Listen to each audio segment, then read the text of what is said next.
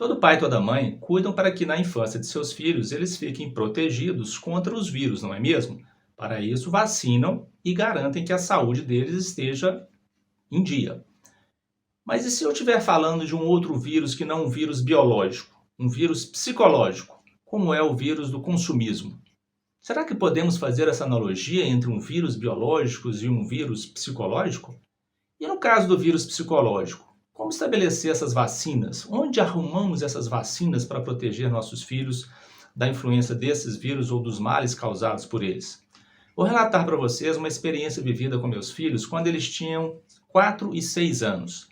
Estávamos no supermercado quando eles se depararam num corredor com um brilho diferente sobre a cabeça deles. Aquele brilho nos olhos, quando eu vi, logo identifiquei um sintoma desse vírus. Eles estavam sendo atraídos ali para ovos de chocolate na época da Páscoa e, naturalmente, nos pediram para comprar um ovo para eles. Eu e minha esposa fomos para casa pensando naquela realidade e como proteger nossos filhos desse vírus psicológico do consumismo. Então, planejamos com eles uma experiência e falamos com eles que voltaríamos ao supermercado para fazermos uma lista de todas as opções que eles se interessassem por elas, relacionando a marca do chocolate, se era um ovo ou outra opção de chocolate, qual que era a quantidade de chocolate que tinha naquela opção e o preço dela. Muito bem. Feito isso, voltamos para casa e aí eu e minha esposa tivemos um desafio de como traduzir toda aquela informação coletada de uma maneira visual para que eles pudessem, então, entender todo aquele conjunto de informações e tomar depois a decisão deles na compra do chocolate ou do ovo que quisessem. E aí estipulamos, então, um valor de R$ 10 e estabelecemos um gráfico de barras, onde aquele chocolate que tinha o menor custo por grama, naturalmente tinha a barra maior. E aquele que era o mais caro, ele tinha a barrinha menor. E assim ordenamos todas as opções e mostramos para ambos esse gráfico e falando, olha, se você comprar com R$ 10 esse chocolate, você tem uma barrinha deste tamanho e se você comprar essa outra opção, você vai ter essa quantidadezinha de chocolate só para consumir.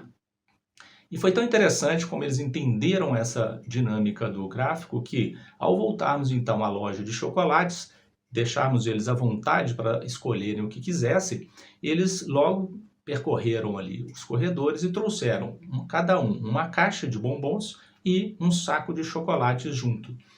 Ficaram felizes com as opções e viram a quantidade de chocolate que tinham em mãos. E aí, quando perguntamos a eles o que tinham aprendido com aquela experiência, nos chamou a atenção que o principal destaque deles foi perguntarem para nós como os adultos podiam comprar um chocolate, no caso do ovo, que era da mesma marca do chocolate da caixa de bombons, num preço muito mais caro do que estava na caixa de bombom no mesmo supermercado. E é claro, podemos explicar para eles então toda a dinâmica que acontece naquele momento em função da maior procura dos ovos de Páscoa do que das caixas de bombom, razão pela qual os preços sobem. Muito bem, o que nós pusemos em prática nessa oportunidade foi um conceito logosófico chamado de defesas mentais. E no ensinamento logosófico, aprendemos que para desenvolver essa imunidade nas nossas crianças contra o vírus psicológico, ou seja, para criarmos neles as defesas mentais, precisamos fazer com que todas as faculdades mentais trabalhem de forma articulada, de forma harmônica. Não só a imaginação, a memória, que são tão comuns na infância e utilizadas amplamente, mas também a faculdade de pensar, de raciocinar, de observar, de analisar, de discernir, de formas que a decisão consequente de todo esse exercício seja a mais equilibrada e a mais própria. Então, com isso, eles conseguem desenvolver pensamentos próprios e a decisão, então, passa a ser muito menos influenciada pelo vírus do consumismo. Passados 10 anos dessa experiência, pudemos comprovar a efetividade desse conceito já na adolescência, quando eles hoje, ao observarmos o comportamento deles, identificamos que eles fazem todo esse processo de comparar, analisar, identificar se realmente precisam ou não de determinados produtos e, uma vez articulando todas essas faculdades, desenvolveram ao longo desse período habilidades, inclusive empreendedoras, né? Buscando se desenvolver e buscar os próprios recursos para, do outro lado, utilizarem naquilo que gostam e que muitas vezes desejam comprar.